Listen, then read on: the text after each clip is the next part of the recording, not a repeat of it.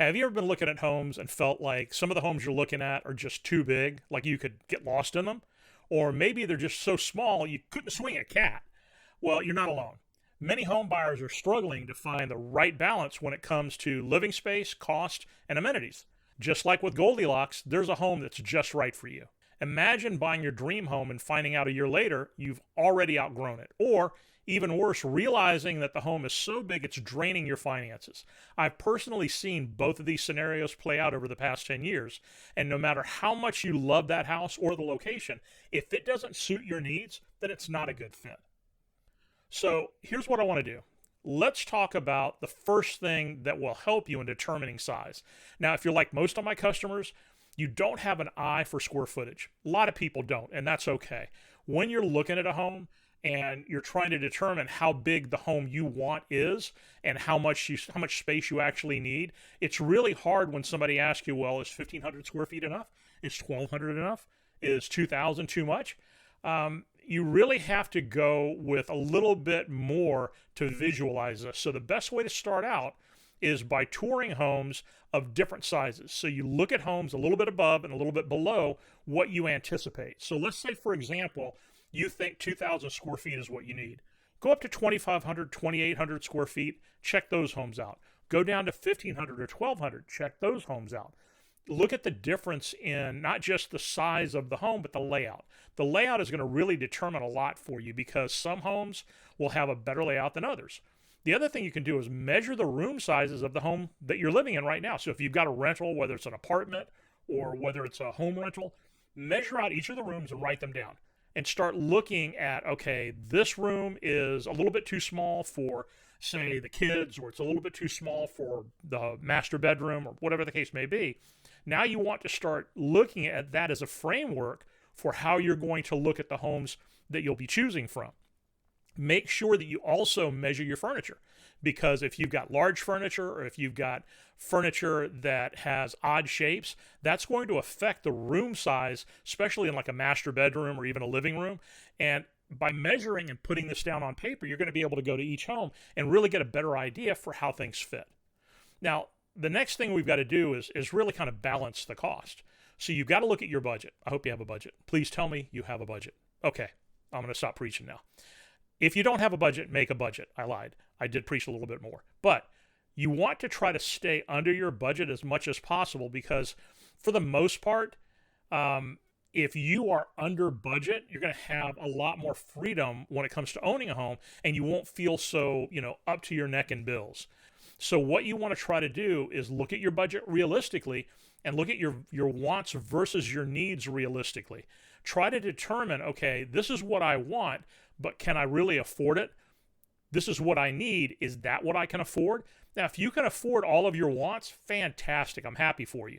But if all you can afford are the things that you need right now, remember, most people don't stay in a home more than 5 to 7 years without selling and moving someplace else. So over the next 5 to 7 years, you're going to build equity in that home, and you're going to be able to take that home and turn it into another home that you want more if that's the case. If you're a first-time home buyer or looking to downsize and need help coming up with a plan, I actually have a Calendly link pinned to the comments in the description below. Just go ahead and click that link to make an appointment with me, and we'll talk one-on-one. So now I want you to consider the age of the home. Older homes were generally smaller. So if you look at the 1900s on up to the 50s and 60s, a lot of the homes that were kind of the normal home that was sold at those times were very small. They were a lot of times, very, large 2 bedrooms or small 3 bedrooms. They had very little closet space, and a lot of them ended up over time being added onto to the point that they kind of looked like a polygamous compound. You had to walk through the kitchen to get through a bedroom. It was kind of crazy. And you see a lot of that because people kind of felt back then your home was something you died with. You didn't sell it. And so instead of selling that home and buying another one, they would just add on to it.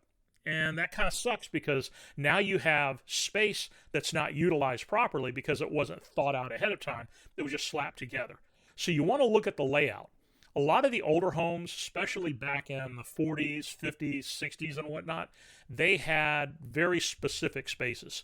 So you had a kitchen. It may have enough room for a little dining room table or a little dinette, but it was more like an eat-in kitchen. It wasn't a dining room. But then they had a formal dining room, formal living room. They had a living room, and sometimes they would have, up north they called them a sunroom. Down here they call them a Florida room here in Florida.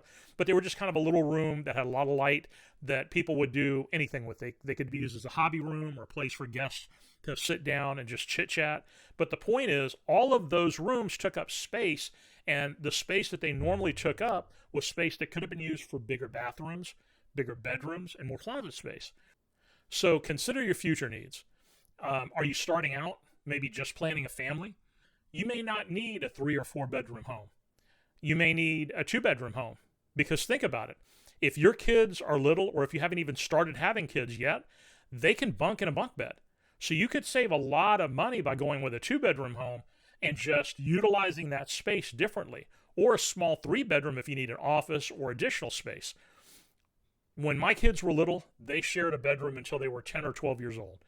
And that's cool. That's okay. You have to go with what you can do now, looking at what you can do in the future, but understanding that, your home value is going to go up regardless. We've seen that happen. For the past 50 years, you can look at the data online.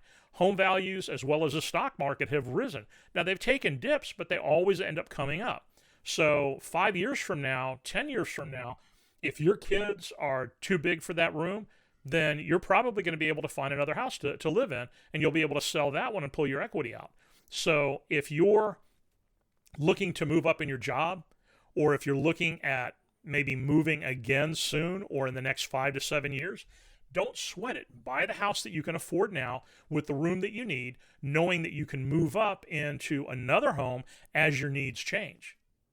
Now, if you're thinking of moving to the Tampa Bay or West Central Florida area, click the Calendly link in the pinned comments below and set an appointment so we can have a conversation. And if you haven't done it already, check out these other great videos here.